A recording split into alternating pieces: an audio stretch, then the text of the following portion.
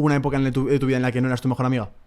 Antes de ir a la psicóloga, que fue la que le puso nombre a Vacum, que era esa energía, era totalmente lo contrario, porque era el autocastigo de tienes que ser mejor, y aparte como que muchas personas perfeccionistas coincidirán conmigo en que eso como que te avala como persona de cuanto más dura sea conmigo mismo, más voy a mejorar, y como esta cultura del sufrimiento. En el castigo está la motivación. Sí, eso lo decía Nietzsche, pero Nietzsche no acabó muy bien, que yo sepa, y esa cultura del esfuerzo y de no parar, al final te pasa factura, y tuve que aprender a hacer las paces conmigo misma y a decirle a mi cuerpo que todo estaba bien y que no había nada de lo que preocuparse.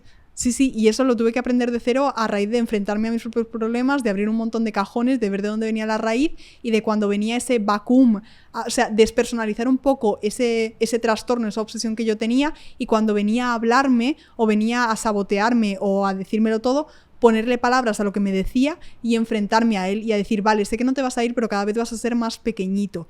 Y a día de hoy lo sigo teniendo, y dependiendo de las circunstancias de mi vida, aparece con más o menos frecuencia, porque yo también me agobia y también lo paso mal y también tengo dudas.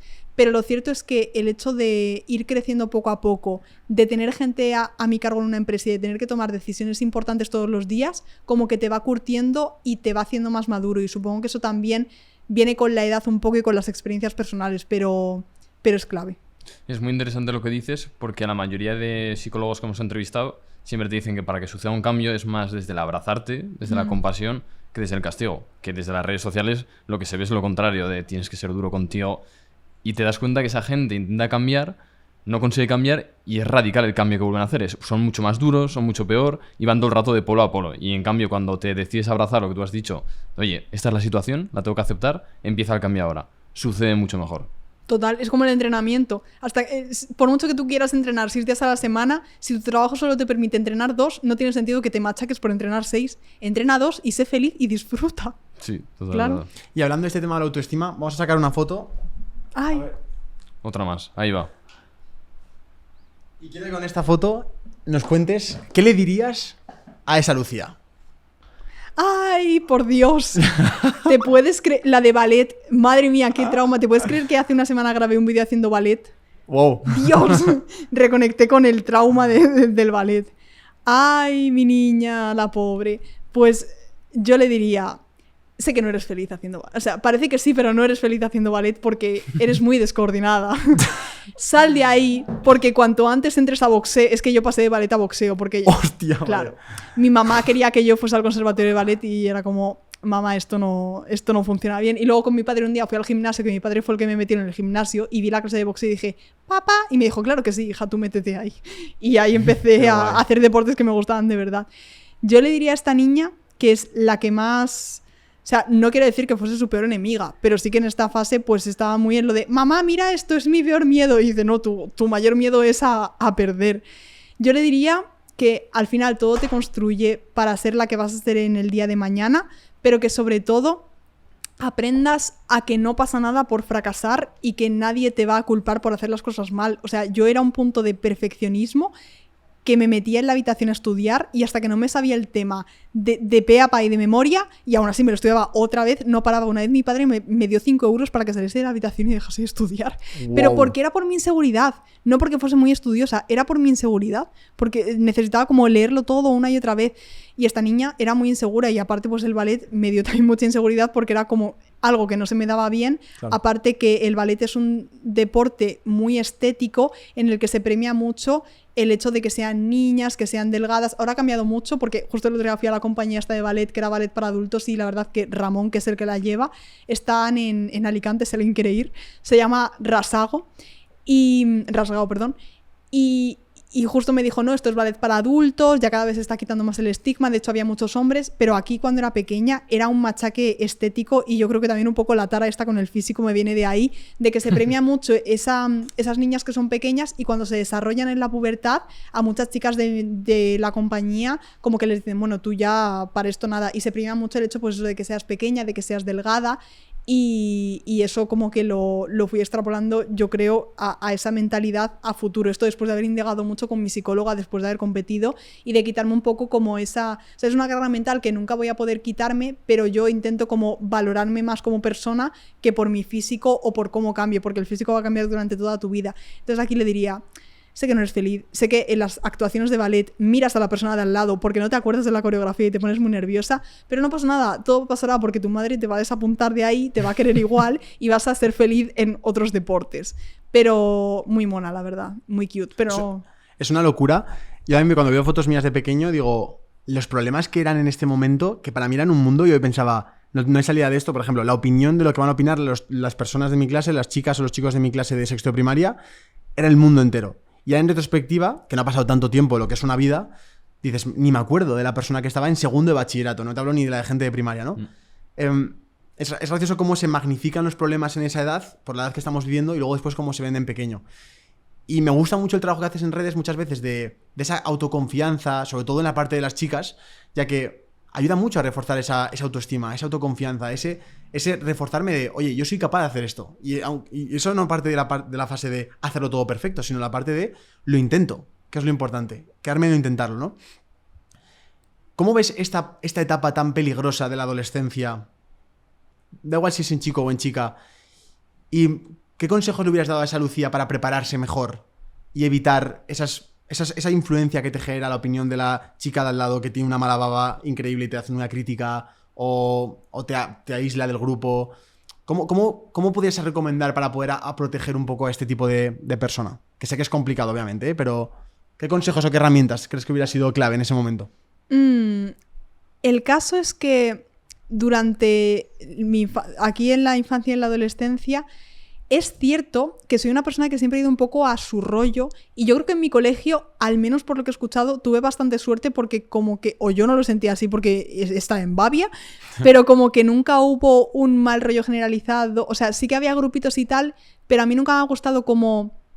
O sea, no he necesitado como ese contacto de estar todo el rato con gente y con amigos, sino que me gustaba como estar más pues con mis libros, leyendo. Mi madre también me ha inculcado mucho el hábito de la lectura en ese sentido. Entonces yo tenía como mi mejor amiga del colegio, que era Eva, bueno, que sigo teniendo, ella vive en Japón, sigo teniendo contacto a día de hoy, pero como que no me refugiaba porque yo no tenía ningún problema en salir y en ser sociable, pero que yo era igual de feliz saliendo a tomarme unas chuches con mis amigos que leyendo en mi casa, o sea que con eso sin problema. Pero sí que es cierto que algo que me traumatizó mucho fue las listas de clase. No sé si lo hacían en vuestro colegio. ¿Las listas?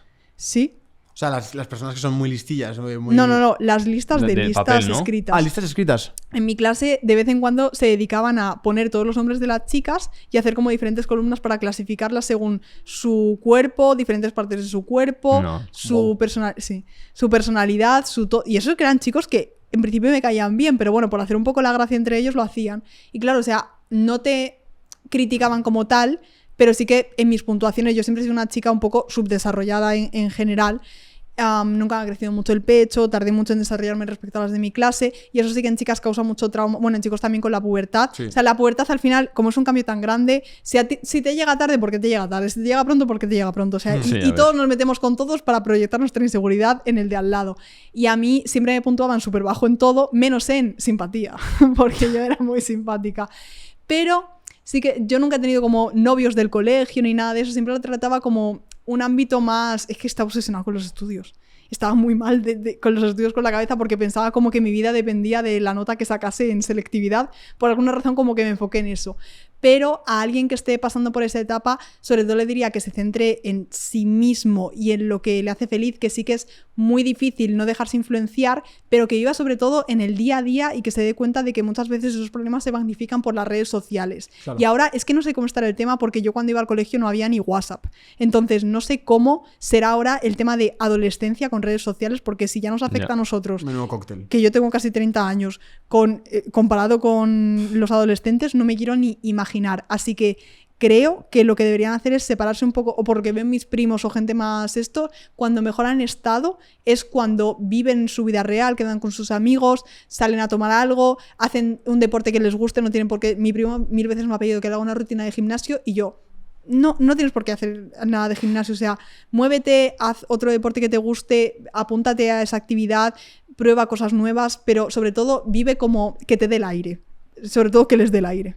Lucía, ¿cuál recuerdas que ha sido el último fracaso que has aprendido bastante de él? Pues fracaso que haya aprendido bastante de él, creo que fue justo el año pasado que me habéis quitado, iba a contar esto en algún vídeo épico de YouTube de mis fracasos empresariales. Nah, es broma. El año pasado, cuando lanzamos el mismo programa de del que os hablaba del no método, no se llegó a lanzar porque no tuvo porque estuvo súper mal organizado el lanzamiento, porque me pilló también en una época muy estresada, solo tenía una persona contratada y ese fue como un fracaso. O sea, no llegó a ser fracaso porque no se llegó a lanzar, pero sí que fue como una cosa de lo hemos preparado un montón y no ha funcionado como esperábamos. Pero este año como que nos hemos redimido porque hemos hecho exactamente ese mismo proyecto, pero bien llevado por un equipo de personas y no ha tenido nada que ver. Pero ese es el último que recuerdo como de decir, esto ha salido fatal, pero sé que voy a aprender de ello.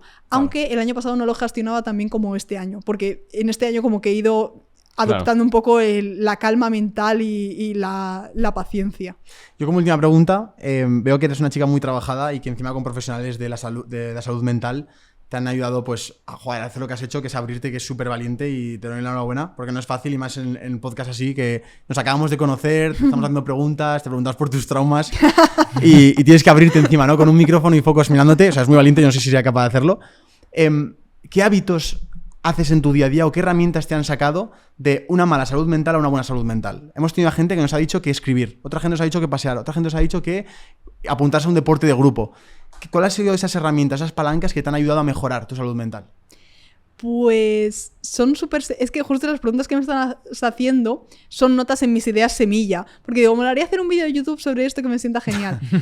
Hábitos de mi día a día ahora mismo sería tomarme las cosas con más calma. Porque yo era una persona que siempre iba escuchando todo a por dos. Aprovechaba cada momento para multitaskear. De, pues estoy aquí, escribo un email y mientras como me pongo a trabajar. Y ahora es como todo lo contrario de... Cada cosa tiene su momento. Si estoy comiendo, hablando con la persona que tengo delante, no saco el móvil, no me pongo a trabajar, no me pongo con el ordenador. Si estoy leyendo un libro de ocio, no tiene por qué ser todo productividad. Si estoy andando por la calle, voy a mirar a mi alrededor sin llevar en los cascos un podcast de productividad porque estoy andando por la calle. O sea, como que le he dado a cada cosa su momento. Y así cuando estoy trabajando realmente, estoy trabajando deep work, que es lo que le falta a mucha gente de que no es productiva, o me pasaba a mí, de no era productiva porque en vez de trabajar estaba como... Ahora mismo estoy pensando en la cosa que no estoy haciendo, pero luego no estoy trabajando y estoy pensando que tendrá que trabajar. Así que darle a cada cosa su momento. Y eso te hace como apreciar mucho más y ser, sobre todo yo, agradezco mucho y soy muy pesada todos los días de ay, qué bien que haga este tiempo, ay, me encanta vivir aquí, me encanta mi casa, qué cómoda esta almohada, que soy muy tonta, entre comillas, con esas cosas del día a día, pero porque siempre quiero recordarme dónde estoy y lo importante que son como apreciar esas cosas. O sea, yo estoy por la noche, mientras se hace la cena, sentada en la encimera de mi cocina, comiéndome unas piparras y digo, este es mi pic. O sea, es mi pic porque estoy disfrutando como de ese momento de la vida sencilla, tío. O sea, de verdad que lo único que busco en mi vida es vivir tranquila, que la gente a la que quiero tenga salud, poder hablar con mi madre por teléfono, o sea... Totalmente eso, o llamar antes cuando volvía del trabajo de la oficina a casa iba por eso escuchando podcasts o audiolibros o tal, ahora voy llamando a mi madre y hablando con ella, o sea, parecen cosas como súper tontas y parezco una persona en rehabilitación después del proyecto Hombre, ¿sabes? Pero en realidad es lo que me ha hecho más feliz de no hay prisa por llegar a ningún sitio, porque te vas a escuchar este podcast a por dos, o sea, ¿a dónde quieres llegar? ¿A quién le quieres ganar? A nadie. O sea, sí, pero que a veces también es incluso más productivo lo que tú estás diciendo, porque antes intentabas hacer todo a por dos multitasking y ahora igual no trabajas tanto, pero con los 20 minutos que te concentras son mucho más rentables que las 8 horas haciendo multitasking. Total, a la gente le pasa entrenando. Y me he dado cuenta de hablando con gente amateur y con gente profesional, porque yo trabajo con una marca de ropa muy famosa, que no sé si se pueden decir marcas aquí o no. No sé. A ver, si quieres luego, si nos patrocinan sería increíble. Bueno, no sé, es Adidas. Y tuvimos una cena hace unos meses con los atletas olímpicos de Adidas, en plan Águeda Marqués y toda esta gente, y hablaban de sus entrenamientos. Y me di cuenta de la diferencia entre atletas profesionales y atletas amateur, como que los profesionales se centran mucho más en que el entrenamiento sea de calidad máxima. Luego lo que hacen alrededor, pues sí, llevan su nutrición y tal, pero sin más. Pero durante su entrenamiento es como que están focus en el entrenamiento y en darlo todo y en ir hasta su máximo, porque es lo que les hace mejorar. Y en cambio los amateurs es como que se centran más en el suplemento de tal, el alimento biológico de no sé qué, el descanso de como en comprarse las cosas y luego llegan al entrenamiento, hacen 4 cosas y dicen, bueno, ya el próximo día lo haré mejor, o en el siguiente entrenamiento me saldrá. Y yo cambié mucho mi mentalidad cuando empecé a tener conversaciones con este tipo de atletas de decir, si es que lo importante es darlo todo en el momento, y tiene mucho que ver con esa mentalidad de si estoy corriendo, o si estoy en el gimnasio haciendo pesas, o si estoy haciendo lo de eliminar la inercia y tal, es que no hay espacio en mi cabeza para otra cosa que no sea esta repetición en este momento. Y eso al final te crea como tu jardín mental, que es lo que tengo ahora lleno de flores, de ahora mismo estoy aquí en este podcast, no estoy pensando en lo que voy a hacer después o lo que me esté llegando algo. No, o sea, estoy completamente centrada en esta conversación.